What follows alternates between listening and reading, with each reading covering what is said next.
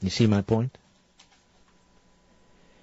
He wrote further, Wilson did, we are impatient of state legislatures because they seem to us less representative of the thoughtful opinion of the country than Congress is. We know that our legislatures do not think alike, but we're not sure that our people don't think alike. 10th Amendment gone.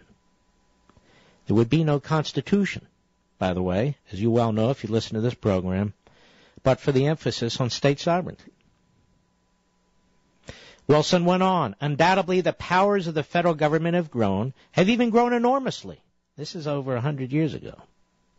Since the creation of the government, and they have grown, for the most part, without amendment of the Constitution. Without amendment of the Constitution. But they've grown in almost every instance by a process which must be regarded as perfectly normal and legitimate. The Constitution cannot be regarded as a mere legal document to be read as a will or a contract would be. It must, of the necessity of the case, be a vehicle of life. As the life of the nation changes, so must the interpretation of the document which contains its change, by a nice adjustment, determined not by the original intention of those who drew the paper, but by the exegesis of the new aspects of life itself. Now let me address this. Do you think the founders and the framers of the Constitution were not aware that life changes? Do you think they were not aware that new technologies develop? Do you think they were not aware that nations face new problems in the future and that they can't predict every technology, every problem, every issue that's going to come up 100 or 200 years from now? Of course the framers understood that. They were far more intelligent than Woodrow Wilson.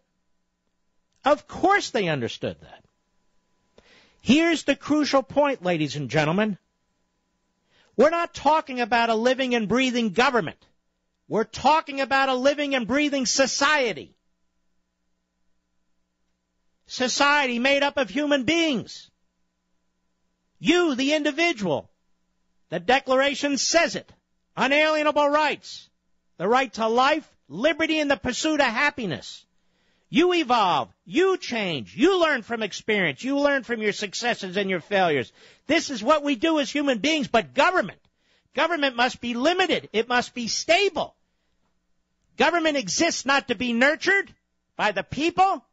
Government exists not to be fed, supported by the people. Government exists to preserve the civil society so that individuals, groups of individuals, so that we the people can pursue life and liberty and happiness. Not the government. And this has been my point in all these years behind this microphone and all the writings I've done. The conflation between government and the people. The conflation between government and the society.